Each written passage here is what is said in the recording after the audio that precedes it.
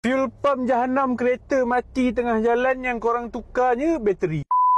Ini nama dia fuel pump. Fungsi dia untuk mengepam minyak ke dalam sistem pembakaran enjin kereta kita. Bila dia rosak, tak ada yang pump minyak ke dalam enjin, jadi matilah enjin ataupun tak boleh start. Kalau korang perasan, masa korang turn on kereta sebelum start tu, dia akan ada dengar bunyi berdengung sekejap. Itulah bunyi fuel pump yang tengah pump minyak ke dalam enjin untuk hidupkan enjin kereta. Cara paling senang nak tengok tanda fuel pump rosak ni adalah kalau enjin tak boleh start atau kereta mati tiba-tiba. Lepas tu kereta korang jadi tak boleh nak pecut tau. Dia jadi semput-semput masa korang nak memecut tu. Lepas tu boleh dengar bunyi pelik dari tangki minyak. Lepas tu kereta korang susah nak naik bukit ataupun flyover. Dia jadi semput lah juga. Last sekali lampu cek enjin pun boleh menyala. Kalau nak pastikan betul ke fuel pump rosak, korang boleh try on kereta. Tak payah start, korang cuma letak dekat on je, and then try dengar ada tak bunyi berdengung dari tangki minyak. Kalau ada bunyi, maknanya fuel pump tu okey lah. Kalau tak ada bunyi, maknanya memang dia dah problem. Tapi kalau susah sangat, pening sangat, korang datang je lah bengkel. Tak payah pening-pening, biar kita orang yang checkkan apa masalah dia.